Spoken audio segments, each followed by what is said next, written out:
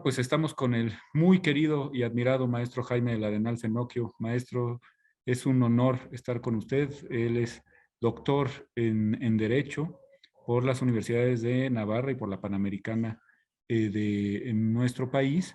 Y bueno, pues es un catedrático respetadísimo, uno de las cabezas más poderosas que tiene México y que ha dedicado su vida entera a tratar sin afanes ni propagandísticos, ni oficialistas, sino estrictamente relacionados con la verdad, temas muy polémicos de la historia de nuestro país. Así es que es un honor tenerlo con nosotros. Maestro, perdóname que me refiera así y no como doctor del Arenal a usted, pero es, ya sabe, mi maestro queridísimo y apodíptico. En fin, yo quisiera comenzar precisamente hablando de lo que el año pasado estuvimos conmemorando, 200 años de independencia y sus aportaciones a esta remembranza, quizá decir celebración sería un poco exagerado, pero esta remembranza de lo que ocurrió en los años 1821 y 1822. Acaba de salir un libro estupendo publicado por el Colegio de Michoacán, Un Imperio Constitucional, y tenemos también el libro que publicó la Libre de Derecho, en donde usted ha dado clases por tantos y tan fructíferos años, sobre los verdaderos orígenes y una explicación muy interesante del Acta de Independencia de 1821. Huelga decir que el maestro del Arenal, pues también ha tenido una larga trayectoria diplomática, embajador de México en el Ecuador, ante la Santa Sede, director del Instituto de México en España, en fin, de todo eso hablaremos en unos momentos, pero me gustaría iniciar por aquí, por su obra dedicada al bicentenario de la consumación o de la llamada consumación de la independencia, doctor del Arenal. Pues muchas gracias, Rafael, te agradezco muchísimo tu invitación y te agradezco mucho tus comentarios siempre tan generosos, ¿verdad? Y tan exagerados, digo yo, respecto a mi persona. Tú también quiero decir que, bueno, tú me llamas tu maestro, yo también debo decir que tú has sido para mí maestro de muchas cosas en estos temas de la historia jurídica, sobre todo la historia constitucional mexicana, que dominas como pocos. Bueno, el año pasado, efectivamente, Rafa, se conmemoró el nacimiento de México como un estado libre e independiente. No tanto se consuma la independencia, que el término es polémico, pero lo que no es polémico es que en 1821 nació el Estado mexicano como una entidad política libre y soberana en el concierto de las naciones y los estados de la época. Y eso es lo que se conmemoró, y a partir de eso yo quise enfocar mis estudios sobre el nacimiento de ese Estado dentro de un orden constitucional y dentro de un particular proyecto constitucional elaborado por Agustín Iturbide y expuesto en el Plan de Iguala y ratificado en el Tratado de Córdoba. Es decir, hay que entender que la independencia mexicana y el establecimiento del Estado mexicano en consecuencia se dio dentro de la vigencia de un orden constitucional. Y no solamente porque estaba vigente la Constitución de Cádiz, que nunca se desconoció durante el primer imperio de Iturbide, jamás se desconoció, ¿no? No solamente por eso, sino porque ese orden constitucional vigente, positivo, dado por los españoles en Cádiz y restablecido en 1820 en España y en el Imperio Español, fue enriquecido, completado, particularizado, ¿verdad?, por las leyes fundamentales expedidas en Iguala y en Córdoba. El Tratado de Córdoba, el Plan de Iguala y el Acta de Independencia que acabas de mostrarnos ahorita, constituyen tres leyes fundamentales que junto con la Constitución de Cádiz forman el orden constitucional mexicano en su inicio, en sus orígenes. Y no es posible desconocerlos, ni uno ni otro, ¿no? Ninguno de los tres documentos, de los cuatro documentos. En ese sentido, hay que entender que el primer imperio, hasta la abdicación de Iturbide, es un esfuerzo reiterado de darle al país una constitución positiva mexicana que sustituya a la española. En tanto que esta está vigente, se discute la Constitución mexicana y finalmente a lo que se llegó fue a la realización de un proyecto que doy a conocer yo, que rescato, que se dio a principios de 1823 y que para mí significa, pues eso, el proyecto constitucional que tendría ese imperio mexicano, que por desidia, por politiquerías, por falta de atención, por falta de experiencia y de intención, el primer Congreso Constituyente no hizo. Es el responsable de no habernos dado a los mexicanos una primera constitución. De eso trató mi trabajo el año pasado, Rafael. Una maravilla de trabajo. Y bueno, pues pasando al tema que nos convoca hoy, maestro, pues aquel era un imperio confesional, ¿no? Reivindicaba una religión como religión de Estado. No sé si es anacrónico hablar de religión de Estado a principios del siglo XIX, pero en fin, ya nos contará usted. Y pues precisamente para hablar de libertad religiosa hoy en nuestro país, en las circunstancias actuales de nuestro país, pues es que tenemos el gusto enorme de escucharlo.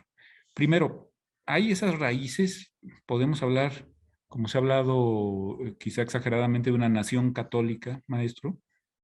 Mira, Rafa, estos conceptos de nación católica, intolerancia, tolerancia, Estado confesional, son conceptos que los teóricos de la teoría política o del derecho constitucional hemos ido trabajando para explicar lo que ocurrió entonces.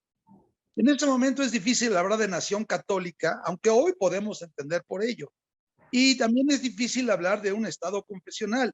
¿Qué había? Había una monarquía hispánica que tenía como uno de sus fundamentos torales dentro de su constitución la religión católica como única religión de la monarquía, ¿no? Y efectivamente México hereda no ese principio constitucional, sino esa disposición constitucional, ¿no? Y la reafirma en el Plan de Iguala y la reafirma prácticamente en su primera constitución formal, que fue la de 1824. Es decir, hoy le llamamos a ese concepto religión de Estado.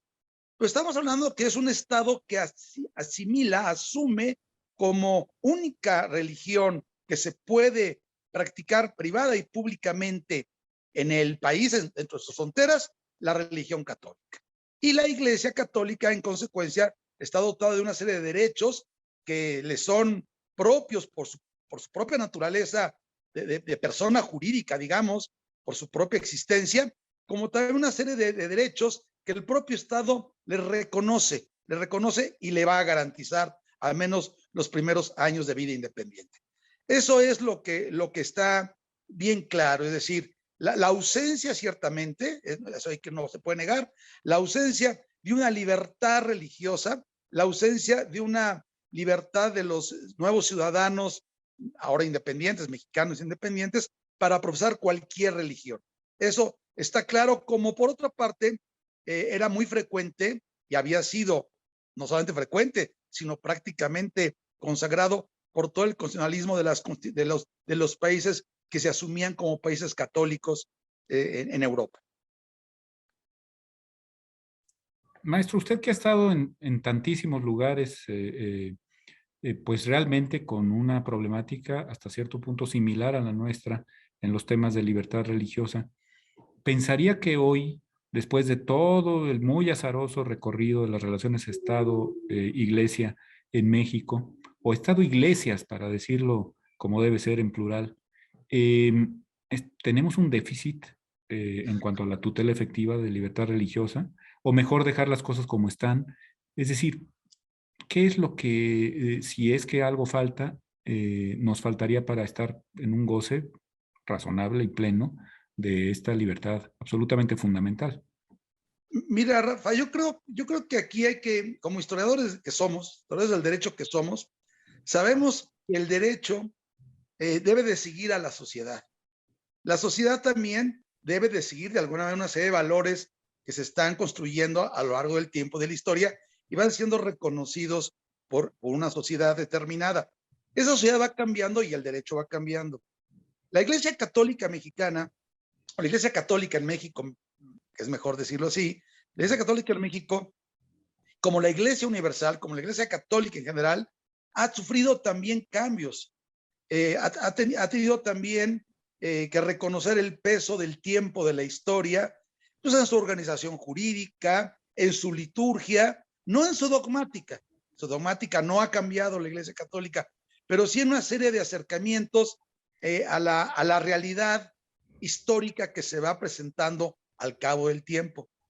Por eso es bueno recordar que efectivamente la tercera de las garantías del Plan de Iguala era la religión católica como única, ¿no? Única y exclusiva del nuevo Estado independiente. Hoy, exactamente 200 años después de la independencia, hoy no es conveniente esa disposición. No sería razonable aceptarla. No sería conveniente aceptar un principio así dentro de nuestro marco constitucional. ¿Por qué? Porque las cosas han cambiado. Definitivamente. Ahora, por otro lado, la propia Iglesia Católica también en este principio de la libertad religiosa hubo de reconocer que hubo un cambio fundamental. Uno se puede ir a la lectura del Silabus del Papa Pío IX, allá en la década de los 60 del siglo XIX, y uno encuentra el más férreo dogmatismo de tipo religioso, pero en términos de libertad, es decir, no hay posibilidad prácticamente de aceptar una libertad religiosa tal como la proponía el liberalismo de entonces, que era una especie de derecho individual, desencajado de una comunidad, de una sociedad, como para abrir paso a una especie de proclamación religiosa individual y dar fin al término de comunidad religiosa. Eso es lo que definitivamente la Iglesia Católica prohibió y fue reacia a aceptar. Bueno, 100 años después, también prácticamente en el Concilio Vaticano II, la Iglesia Católica va a aceptar y a consagrar como una de las libertades fundamentales la libertad religiosa, y empieza a abundar, empieza a reflexionar sobre sobre el origen de esta libertad, sobre los alcances de esta libertad, sobre los límites que también debe tener esta libertad, porque hay que entender que también tiene límites la propia libertad religiosa. Y el concepto que cambia la Iglesia, o que descubre, o que refresca, o que voltea a ver, y que de alguna manera estaba en su magisterio, pero bastante escondido en mucho la teología moral de los siglos XVII, XVIII y XIX, es el concepto de dignidad humana. Y en el concepto de dignidad humana, no solamente ve el origen de la libertad religiosa, sino ve el origen de todos los derechos humanos, de todos los derechos de la persona humana, dentro de los cuales se incluye la libertad religiosa. Bueno, ¿qué quiero decir con todo esto? Que las instituciones, las ideas cambian, las perspectivas cambian, y de alguna manera van respondiendo a las transformaciones sociales que implican también una serie de transformaciones en las costumbres, en las ideas y en las creencias. Bueno, yo veo paradójicamente, y fíjate lo paradójico es esto, que este cambio que es muy visible en la historia de la Iglesia Católica, y lo acabo de explicar, no lo veo en la historia del Estado. O sea, cuando uno ve la historia de la concepción política que el Estado mexicano ha acuñado desde la Reforma Liberal de 1857 en adelante, uno no ve un cambio positivo, o un cambio sí, positivo o benéfico para los ciudadanos, sino lo que uno encuentra es un Estado que se aferra a una idea que fue muy explicable, comprensible, si usted quiere, justificable, del siglo XIX, ¿no?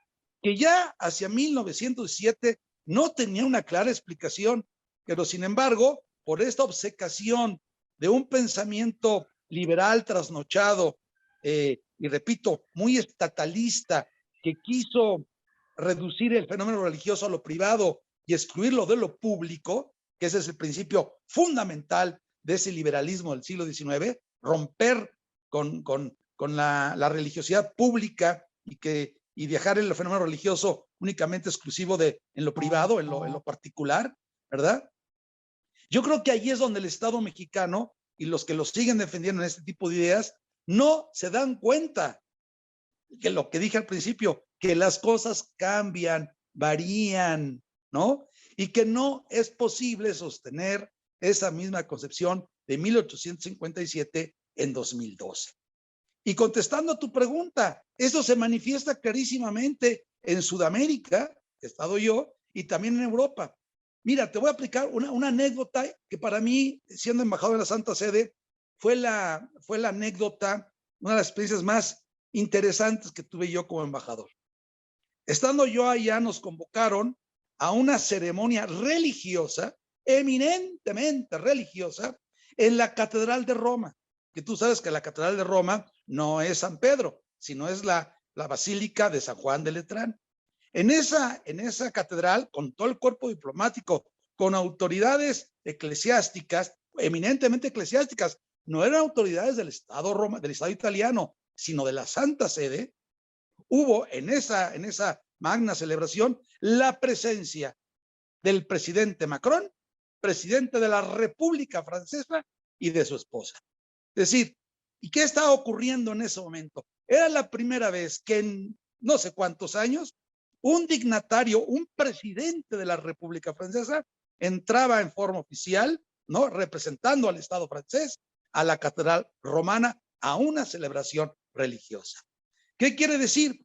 Que Francia, que para muchos de nuestros liberales del siglo XIX, principios del siglo XX, los que redactaron el artículo 3º, 130, el 24 y el 5º constitucionales originales de 17, que era la Francia atea, la Francia laica por excelencia, la Francia que había expulsado a religiosos, religiosas, suprimido conventos, en fin, esa Francia de principios del siglo XIX, un siglo después había cambiado.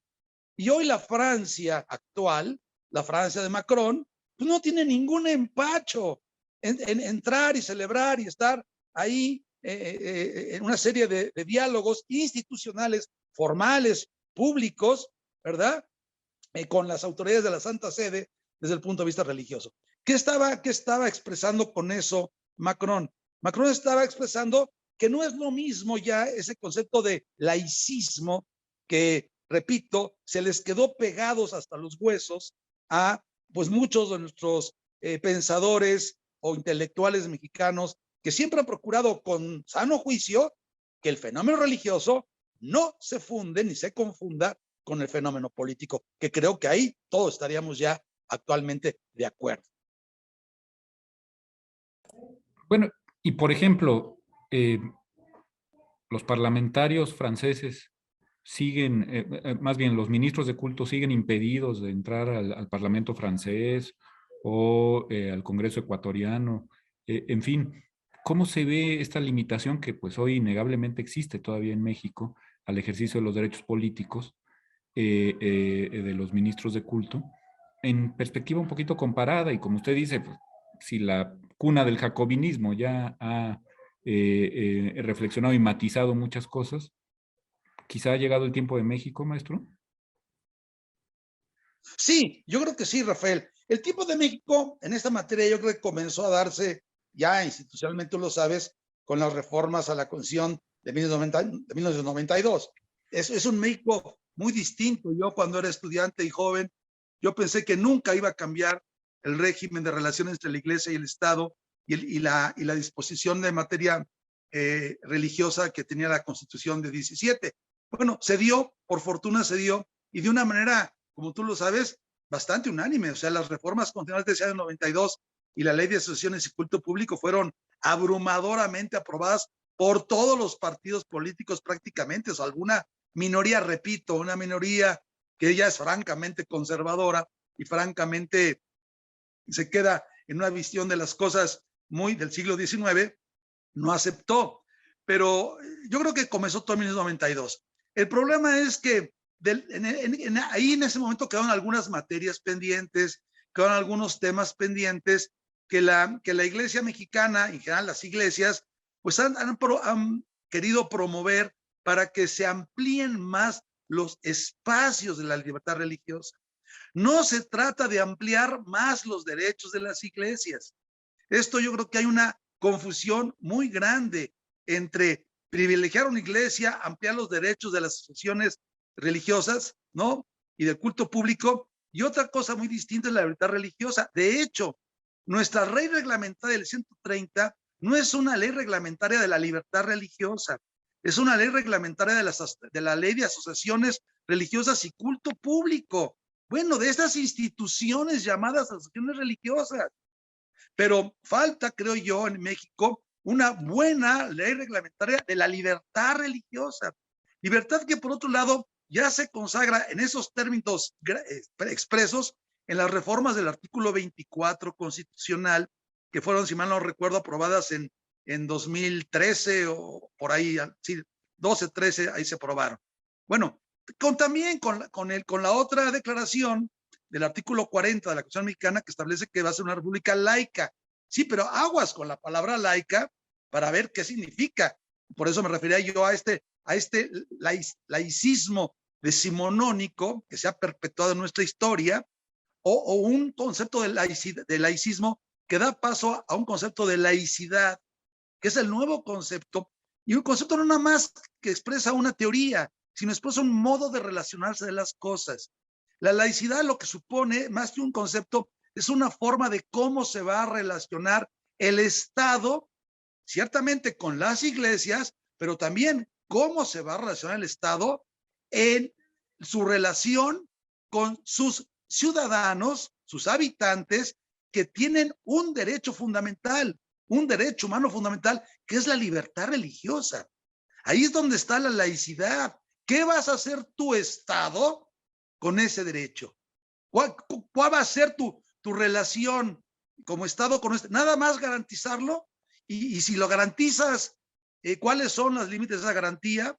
¿Lo vas a promover? ¿No lo vas a promover? Porque acuérdate que las reformas del artículo 24, Rafael, tienen en su párrafo final una trampa tremenda, que es absolutamente sujeta a amparo, o sea, amparo contra una disposición de la Constitución porque violenta otra disposición. Cuando dice que no se puede hacer por parte de los seglares o laicos uso de la religión para asuntos políticos, a ver, maestro, ¿y por qué no? O sea, la Constitución 17 limitaba la intervención de los eclesiásticos en materia política. Lo sigue limitando la Constitución vigente. Pero ¿por qué la reforma al 24? ¿Por qué limita que los seglares y los laicos, en uso de nuestra libertad religiosa, opinemos también en materia política religiosa? Pues tenemos todo el derecho de opinar en política y opinar en materia religiosa, o en materia de las dos juntas, ¿no? Esto, ¿por qué digo que es fácil de resolver en términos de teoría constitucional? Por las reformas del artículo primero del 2011, donde se dispone expresamente que no se puede dar marcha atrás a una disposición en materia de derechos humanos. Punto. Y en 2011 se había establecido prácticamente esa libertad como una de las libertades fundamentales de México, y si no se había establecido expresamente, ya estaba en el contexto, y no se podía, en la reforma del 24, no se podía limitar los derechos. Y lo que ocurrió en la reforma del 24 es limitar los derechos humanos en materia de libertad religiosa. Entonces yo creo que eso es, cualquier constitucionalista de tercer año de carrera lo puede resolver fácilmente, y eso habla también de la obcecación de ciertos diputados que hicieron estas reformas, que no entienden, no quieren entender, se obcecan en las palabras y no se dan cuenta que lo que hacen en ocasiones pues viene a meter disonancias al texto constitucional, que debería ser un texto armónico. Es lo que Sí, yo te podría decir. vienen a poner en entredicho el principio de progresividad, imagínese usted, ¿no? Reformas constitucionales que resultan inconstitucionales. Absolutamente, Rafael, así es. Impresionante, maestro. Pues yo le iba a preguntar justo esta concatenación con la gran reforma de 2011, pero bueno, pues ya me ganó como siempre, muy querido maestro.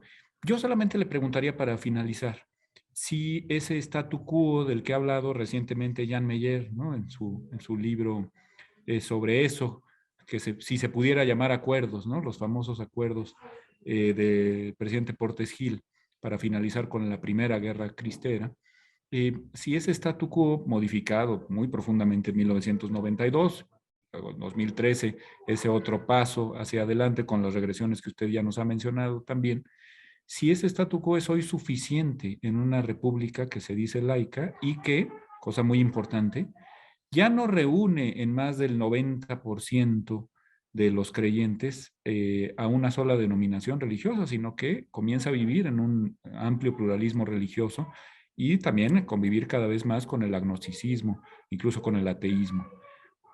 necesitamos un nuevo arreglo institucional, o mejor dejamos las cosas como están, y más valdría que el Estado ahora sí que no se metiera en un ejercicio de una libertad tan fundante, tan fundacional, tan cimentadora del orden público como es la religiosa.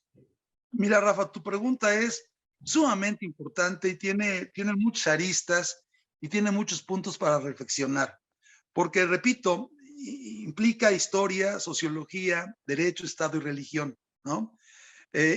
Vaya que los temas todos son candentes. Bueno, al margen de que efectivamente los arreglos actuales ya no son informales como los que fueron en la época de Portesil y Monseñor Díaz y Leopoldo Ruiz y Flores, ya no son informales, ahora el acuerdo está en la Constitución. Ese es el acuerdo, ¿no? El acuerdo quedó signado y aceptado y hay una norma fundamental y una ley reglamentaria que de alguna manera formaliza unos acuerdos. Ahora, lo que no se puede impedir es que esos acuerdos que se asumieron en 1992 se congelen. Volvemos a esta idea del congelamiento de las disposiciones, ¿no? De la sacralidad de las disposiciones. Tú sabes que en esta materia hasta 1992 no hubo reformas prácticamente constitucionales. ¿Y qué ocurrió? Pues se vivió una vida constitucional e institucional al margen de la Constitución, ¿no?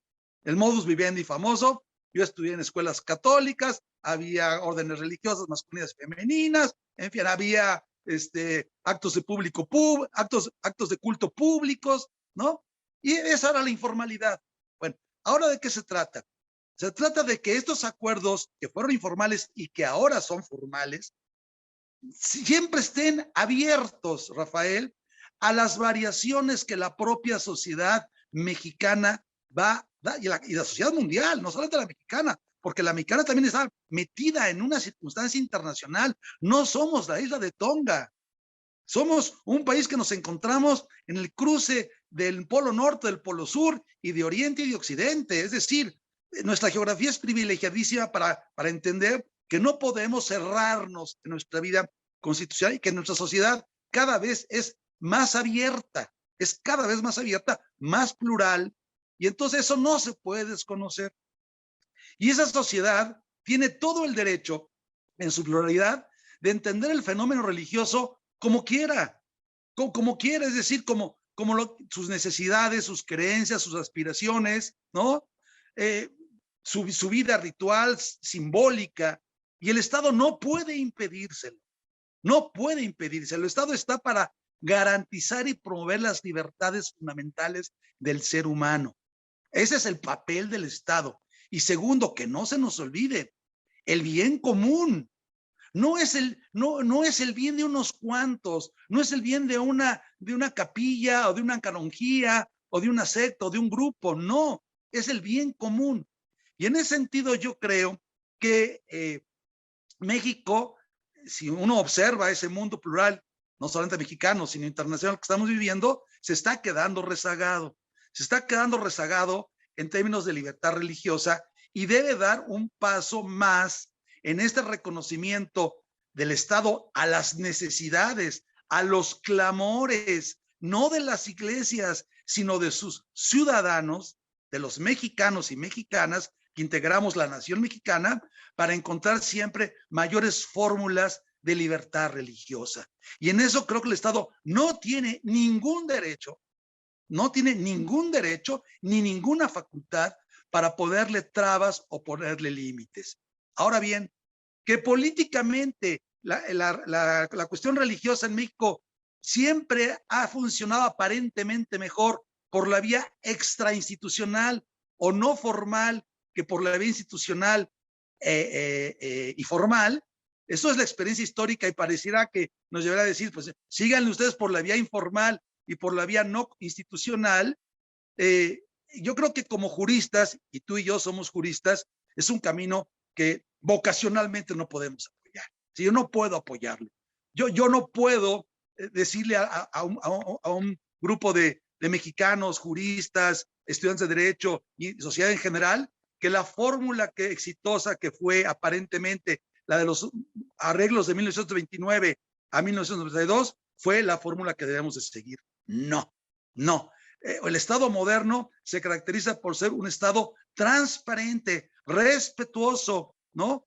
Prudente, sí, ¿verdad? Pero que de ninguna manera es un fenómeno de concentración monopólica de poder, que sí lo es, pero el poder como servicio, el poder para el bien común. Y en ese sentido, yo creo que un nuevo diálogo, una nueva discusión con tolerancia, con buena fe, con amplitud de miras, con conocimiento histórico, sin pasiones, sin ningún tipo de reproches, tomando en cuenta la historia, sí, la realidad mexicana, tanto la de antes como la de ahora, pero siempre proyectándonos hacia el bien común y hacia una mayor amplitud de las libertades religiosas y en general de todo tipo de libertades, yo creo que sí es posible que México lo pueda hacer y lo deba de hacer. Siempre que alguien venga y nos diga de fuera o de dentro, hagan lo posible por ampliar sus libertades, yo creo que eso siempre tiene que ser defendido por todos los mexicanos. Maestro, pues ha sido un privilegio, como tantas veces lo he tenido en la vida, escuchar una nueva lección de su parte. Este recorrido que nos ha hecho es verdaderamente pues una joya del pensamiento mexicano en los albores de este tercer milenio. Se lo agradecemos muchísimo y ojalá que tengamos la sapiencia, que construyamos ese taller sapiencial del que habla Paolo Grossi para poder resolver de una vez y para siempre una cuestión tan acuciante como es la que tiene que ver con la libertad religiosa. Muchísimas gracias. Ha sido, insisto, un privilegio. Le mando un muy fuerte abrazo, querido maestro. Rafa, muchas gracias.